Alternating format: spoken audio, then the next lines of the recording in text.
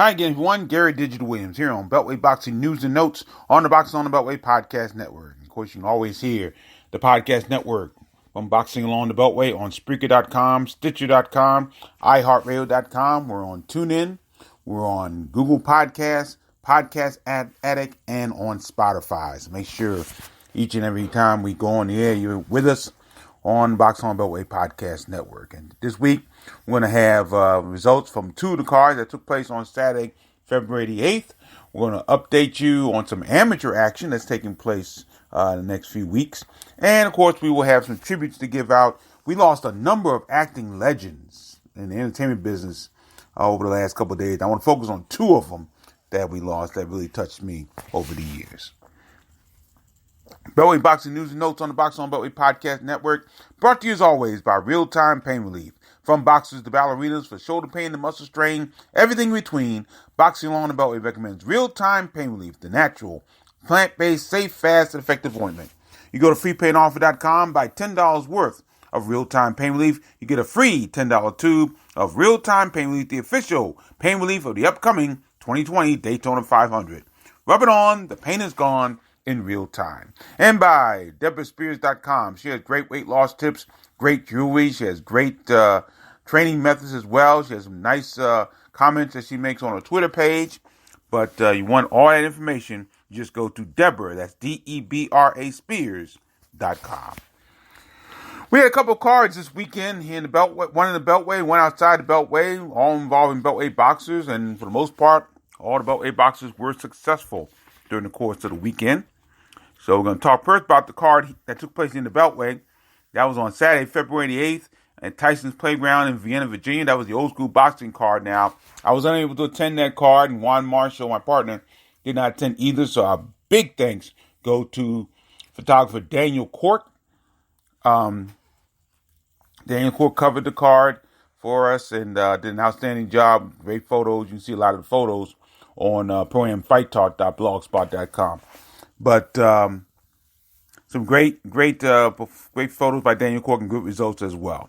Main event saw Washington, D.C.'s Dusty Hernandez-Harrison. He remained undefeated with a second-round TKO over Les Sherrington of Broadbeach, Queensland, Australia. Now, the knockout took place, according to Daniel, relatively early in round two. No word on the time, however. Whoever the announcer was did not get the time out for some of the bouts. That was kind of weird, but very easy performance for Les Sheridan, who was a veteran and has fought another Beltway boxer in his career. Fought Antoine Douglas, got knocked out in the third round. This one took place in the second round for Dusty Hernandez-Harrison. He's now 34-0-1, 20 KOs. Sheridan's record dropped to 38-15, 22 KOs. Now, one thing that got me kind of a little concerned was Dusty's weight. Dusty Harrison came in at 178 pounds. He's never fought at that weight before. So I know they're trying to keep him around the middleweight division, but couldn't do it. But Sheridan came in at 175. That's a little high for him as well. So they both came in a little high, but Harrison went on to win the bout once again by second round TKO. Another undefeated boxer, Upper Marlboro heavyweight, Maryland heavyweight Mike Silverback Balgan. He knocked out Adrian Buharalia, I guess that is, from Norcross, Georgia, by way of Bosnia and Herzegovina. Knocked him out at the end of the first round. 10 seconds remaining in the contest. Both of them followed with an exchange. Buharalia, he stooped downwards, according to Daniel Cork, and Balgan hit Buharalia on the top of the head. And he could not recover, did not come out for the second round. So it was a knockout. No penalty called, no foul called against Balgan. So Balgan remains undefeated. He's 16-0, 12 KOs. Buharalia now falls to 32-25-2 with 23 KOs. Debuted in Clinton, Maryland super bantamweight, Raging Robert Shackelford. He lost his pro debut to previous winless Stephen Lopez of Philadelphia, Pennsylvania. Lost about by 4-round majority decision. Daniel Cork said that Lopez was the busier boxer, deserved the win. He won by scores of 39-37 twice and 38-38. Lopez now wins for the very first time. He's 1-4. Leslie, Maryland super featherweight Nathaniel ASAP Davis.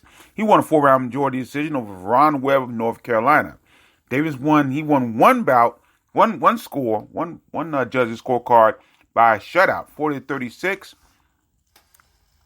Actually, won two. I'm sorry, he won two scores by 40-36, and one judge gave it even. I don't understand that, but two judges did score about a shutout for Davis, 40-36. Davis is now 2-1, 1 KO. Webb is now 1-6. There was an all-Fort Washington battle between middleweights Ian Dancer Coakley and Platinum Power Leo Alcantara. And Coakley took the victory despite being knocked down in the second round. I know some people have complained about that decision, but apparently Coakley won the bout. That score was a 38-37 twice and 38-38. So I know the Alcantara camp is kind of protesting now. I don't know if they're doing an official protest, but they are talking about the tough decision they received. And Coakley's now 2-0, and Alcantara loses for the first time. He came up with a nice knockout in his last bout, but he's now 3-1, 1 KO. Elkridge, Maryland lightweight, the Red Comet Dante Cox, he scored a third-round TKO over Christopher Johnson of South Bend, Indiana. It was a good back-and-forth struggle, Daniel Cork said, in the first two rounds, but Cox would wear down Johnson in the third, and he stopped him at 42 seconds of the round. Cox's record rises to 6-1, 4 KOs. Johnson remains winless at 0-7. Oxnard, Maryland super lightweight Akeem Jackson, he scored a fourth-round TKO over Anthony Dave of Canton, Ohio. Jackson would knock down Dave twice during the bout, once in the third, once in the fourth, before the bout was stopped at 2-4. So Jackson evens his record. He lost his pro debut, but he's now 1-1, 1 KO, and Dave drops to 1-19-1. That's all the Beltway boxers. One other bout on the card.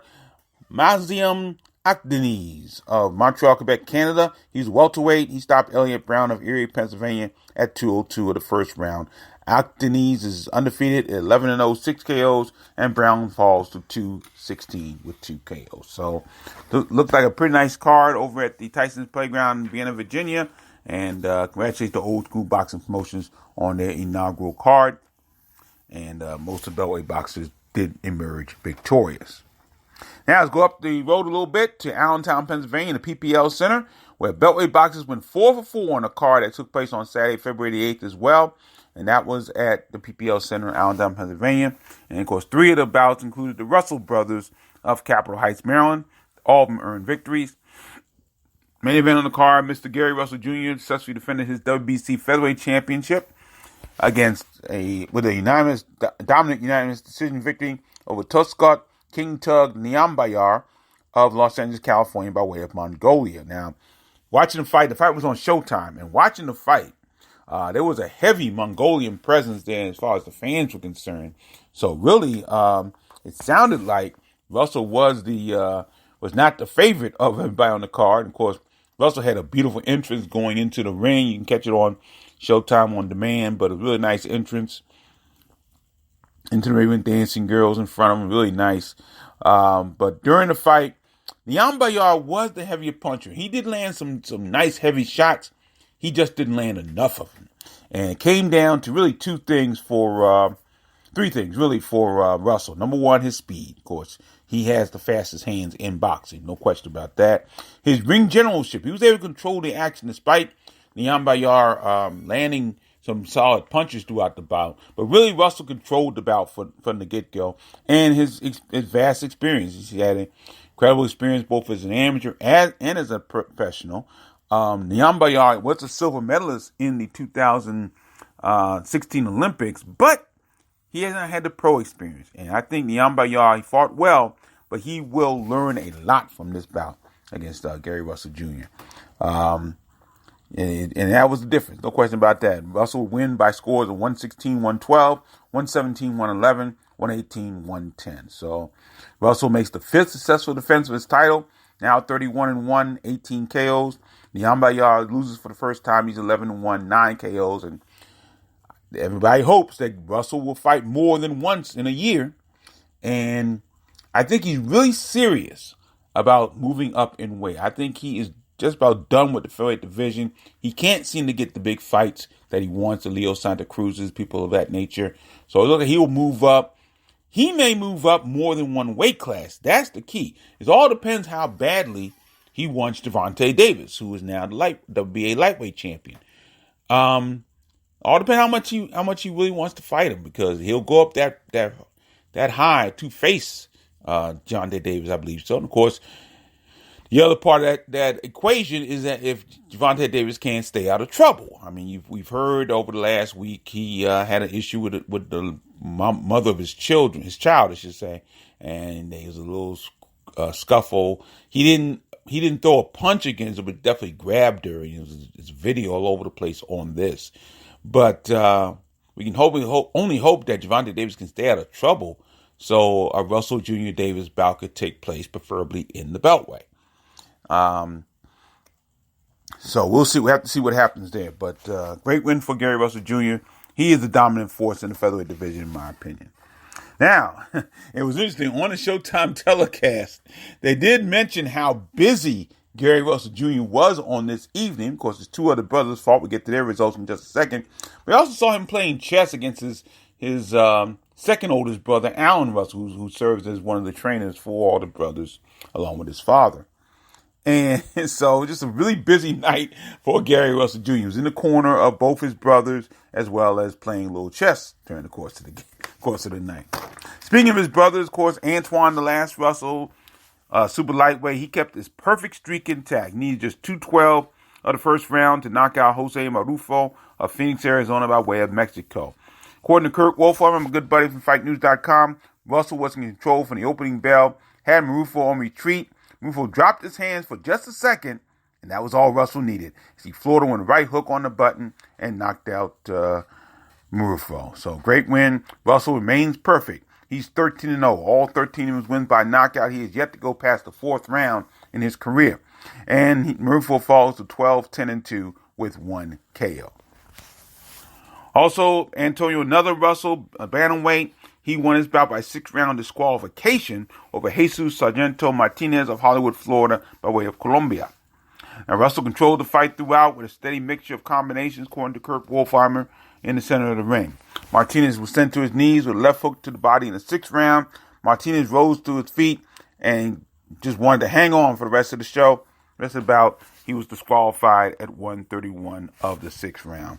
So Russell, who has really fought well, and he's been doing it under the radar. I mean, Antoine, of course, being in the Olympics, he's gotten more publicity, but quite frankly, Antonio Russell has done an outstanding job, and he has really been racking up some very good wins.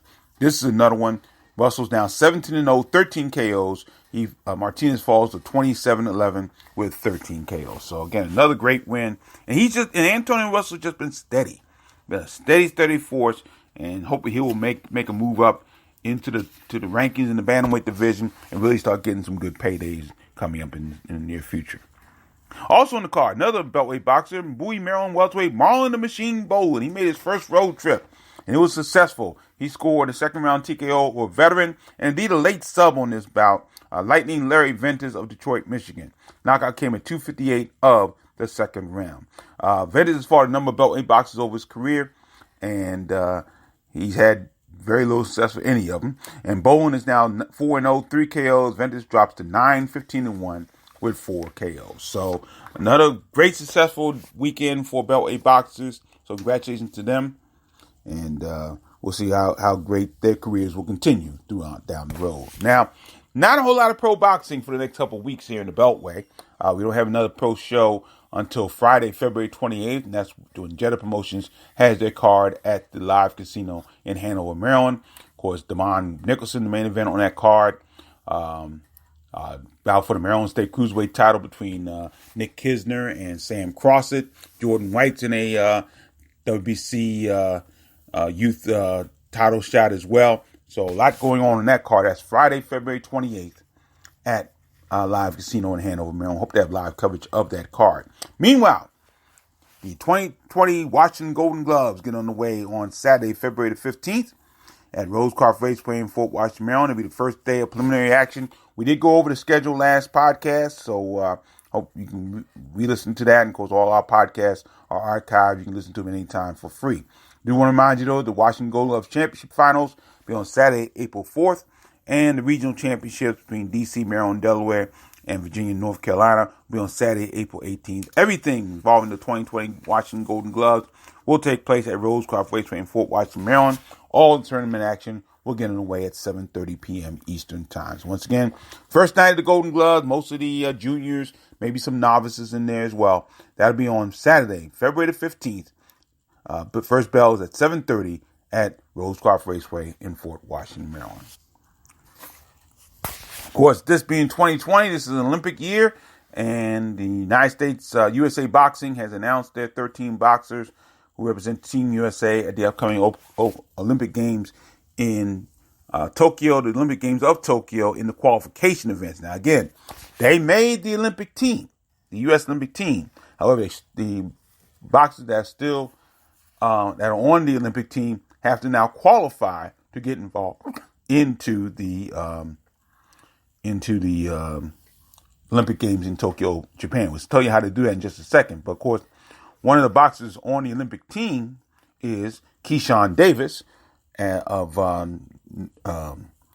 Alexandria, Virginia, by way of Norfolk, Virginia, and he's on there. He's at 63 kilograms. I believe he's 140 pounds.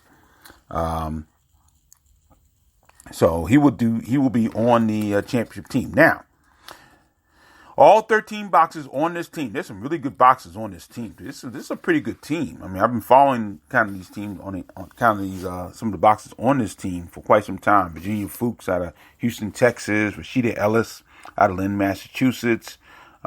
Bruce Carrington out of Brooklyn, New York. Delonte Johnson from Cleveland, Ohio. Just some of the boxers that are on the Olympic team, on the Olympic qualification team. Now they have two chances to punch their ticket to Tokyo. The first chance will take place at the America's Qualification Tournament. That'll be in Buenos Aires, Argentina, from March 26th to April 3rd. So if they qualify there, they're going to Tokyo, Japan. All right. Now, boxers who do not qualify in Argentina, they have one final opportunity. That'll be at the World Qualifier in Paris, France, from May 13th to May 24th. And if they don't qualify there, they don't go to Tokyo. That's simple. Okay. So they're in Colorado Springs, Colorado right now for their training camp. So we wish them well, of course. Now, one of the alternates on the qualification team is in the female 60 kilogram division. That's Amelia Moore out of Alexandria, Virginia. Of course, she lost during the Olympic trials to Rashida Ellis and lost her opportunity to go to Tokyo originally. But if Ellis gets hurt, God forbid if she gets hurt, Moore is in position to take her place. So that's a great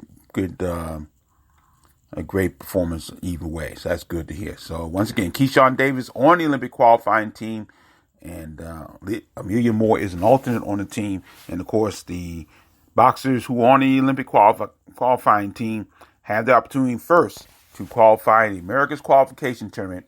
That'll be March 26th to April 3rd, and that'll be in Buenos Aires, Argentina. So best wishes to our USA boxers in 2020 in Tokyo. Heading to Tokyo, I should say. Heading to Tokyo. Now, before we get out of here, this week, and every now and then, or more now than then, but a lot of times I like to do tributes for people outside of boxing. And this past couple of weeks, we have lost a number of legendary people. Of course, the legendary actor Kirk Douglas. We lost him at the age of 103. Of course, outstanding actor on radio and in the movies. Didn't do a whole lot of television, but of course, in the movie Spartacus and so many other great movies that Kirk Douglas was in. I just heard a few episodes of the radio series Suspense, in which Kirk Douglas starred in a couple of episodes. One of I've heard before many times, one of my favorite episode called Community Property. Very good episode of Suspense for Kirk Douglas. And we also lost a guy by the name of Orson Bean. Orson Bean was a comedian, a humorist, an actor. He did not die of any sickness, though. He was run over by two cars in Los Angeles, at the age of 91. Just tough situation there. Just sad. But I remember Orson Bean a lot from being on the game show To Tell the Truth. He was a well-known panelist for that game. He played in an episode of Twilight Zone entitled Mr. Beavis. Very similar, almost similar to the character Mr. Bemis that Burgess Meredith played in an episode of Twilight Zone called Time Enough at Last. But a little different character for this one. Mr. Beavis is portrayed by Orson Bean. So those are two tough losses. But the two tough losses I want to talk about today involve one of my all-time favorite TV actors, as well as a very, very sophisticated lady who actually played on Broadway in that show, The Sophisticated Ladies. But she was a well-known and I won't say well-known. She was very underrated. One of those ladies you saw and you always saw, but you just didn't know who she was. But really a very, very wonderful lady. First of all, one of my all-time favorite TV actors, Robert Conrad, passed away this past week at the age, I believe, of 84 years old. And Robert Conrad was in more TV shows than you could check a stick at. He is best known, of course, for being the character starring in the TV series The Wild Wild West as James T. West, the futuristic Secret Service agent in the Old West. One of the great shows of all time. I do have that show on DVD, the entire show. And he and his partner, another one of my favorite TV actors, Ross Martin, made an unbelievable pairing. Ross Martin would play his sidekick, Artemis Gordon. But Robert Conrad did all of his own stunts, and he was just amazing. That was an amazing show. It really was, The Wild Wild West. Now, prior to that, he played in a television series called Hawaiian Eye, which was one of those shows on ABC that was part of a sort of a quartet of shows that all were in the same universe, and characters would go from one show to the other. And sometimes when one show got canceled, the character would move on to another show. It was Bourbon Street Beat. Of course, the main show in that quartet was 77 Sunset Strip, starring Evelyn Zimmers Jr. And we just lost a member of that cast recently, Ed Kookie Burns, who played Kookie, the car hop who later became a detective on the series. There was also Surfside 6, which was based in Miami, and that starred Van Williams, who came over from Bourbon Street Beat. His character, Kenny Madison, came over to Surfside 6 to play in that series. Of course, later on, Van Williams would be the Green Hornet on television, co-starring with Bruce Lee. And then there was Hawaiian Eye. Hawaiian Eye was with Robert Conrad and Anthony Isley as well. Connie Stevens was on that show as well. So, it was one of those four triumphant shows, and again, they all moved from place to place. Rex Randolph came over from Bourbon Street Beat to 77 Sunset Strip. And a matter of fact, Tom LaPaca, the character Robert Conrad played, started on 77 Sunset Strip before he moved to Hawaiian Eye. I didn't know that until I just read it. And of course, he was, great in that show too. And then later on, after being in a couple of shows, he was in Assignment Vienna, which was part of the men quartet that was on ABC.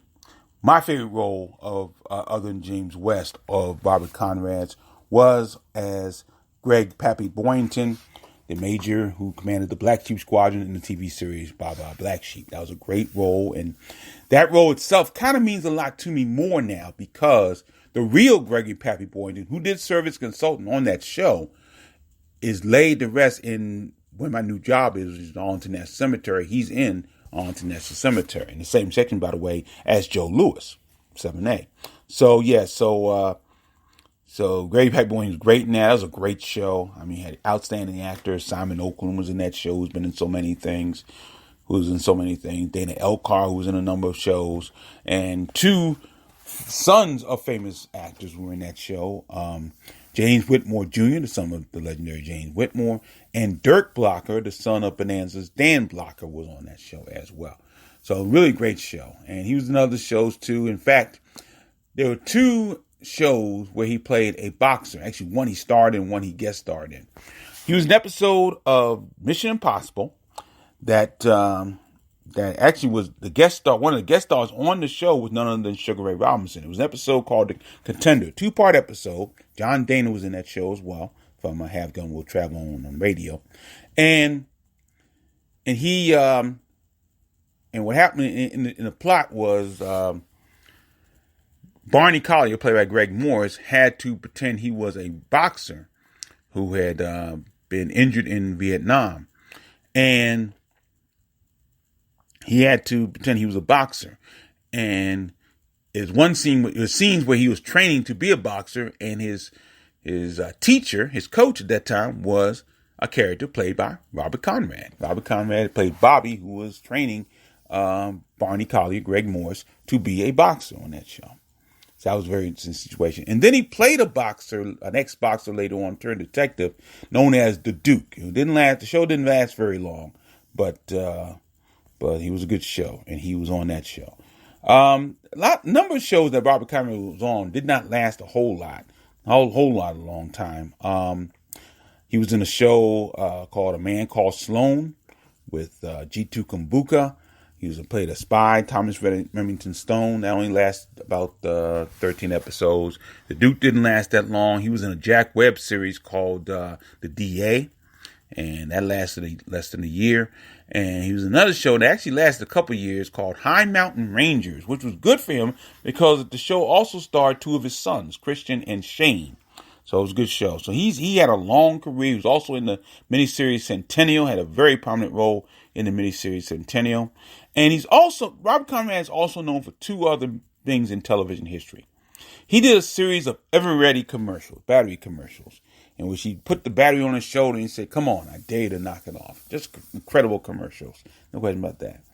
And then in 1976, he was on a TV series that was very novel for its time. It was an athletic competition featuring stars who were on ABC, CBS, and NBC. There was no Fox at that time. So ABC, CBS, and NBC. And it would be involved in something known as the Battle of the Network Stars. And it was an incredibly fun show to watch. And all the big stars were there. The captains were, of course, Robert Conrad, who was doing Black Sheep Squadron, Baba Black Sheep that time. Gabe Kaplan of ABC, who would do, of course, was doing Welcome Back, Kotter, and Telly Savalas of CBS, who was on Kojak. And all the major stars were part of that. So you saw people like, for ABC, you had Ron Howard, who was on Happy Days that time. Robin Hedges from Welcome Back, Kotter. Of course, two of the most beautiful women in all of television at that time, Farrah Fawcett Majors, who was on Charlie's Angels, and Linda Carter, who was Wonder Woman. And, of course, on CBS, you had Telly Savalas, you had Adrienne Barbeau, another beautiful woman from Maude on CBS, and NBC had the likes of Damon Wilson, who was on Sanford and Son, and Ben Murphy, who was doing a TV series called Gemini Man at that time. And just a great thing. And it was always for fun, of course. They also have fun. But there was a situation in one of the episodes, in the 76th episode, that really was funny when you look back on it. But just the intensity that Robert Conrad had was beyond belief. And this was a time when there was some sort of foul during the relay race. And NBC got disqualified.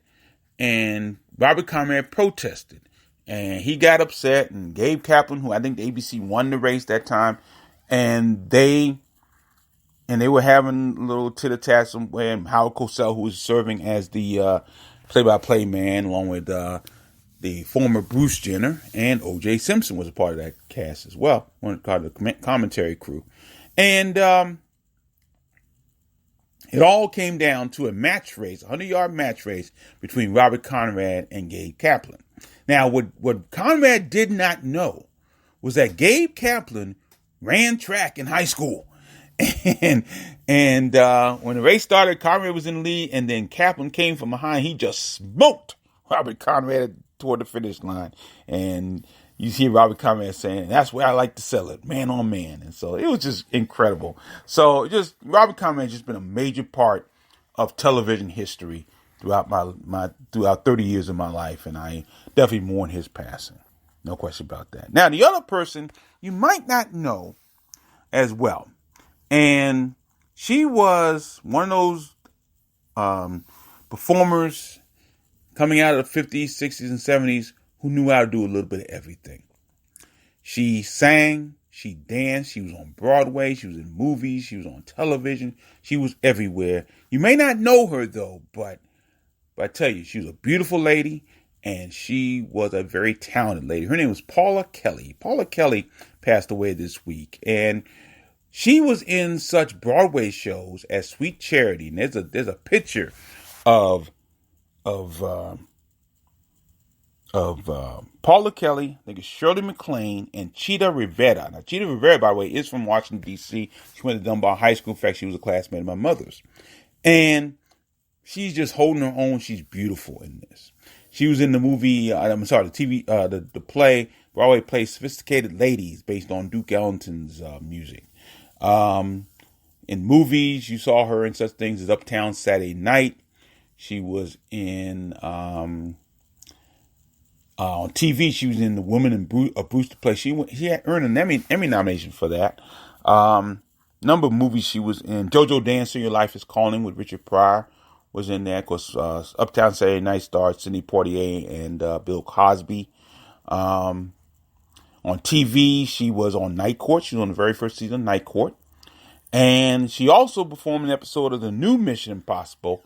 An episode she did a lot of things with voodoo in New Orleans. But she did a little bit of everything. She sang, she danced, she acted. She was a true talent. No question about that. Paula Kelly passed away. I believe she was 78 years old. So, again, we've lost a lot of legends recently over the last few weeks. And it's partly my childhood going away from me, and again, just the sadness of these great people, and really not nearly as much talent to follow in their footsteps. I hope that changes in the next few years. We'll see what happens. It looks like it's going to change, though.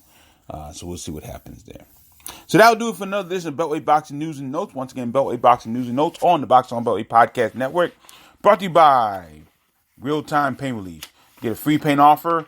Buy $10 worth of Real-Time Pain Relief. You get a free $10 tube of Real-Time Pain Relief, the official pain relief of the 2020 Daytona 500. Rub it on. The pain is gone in real time. And by DeborahSpears.com. She has great weight loss tips, great jewelry, and great training methods at Deborah, Debra Spears.com. Once again, we thank you for listening. Thank you for listening on any other podcast that you do listen to. We thank you so much for joining us. And always remember, keep supporting the best boxing in the world, the boxing along the Beltway. I'm Gary Digital Williams. Take care, everyone.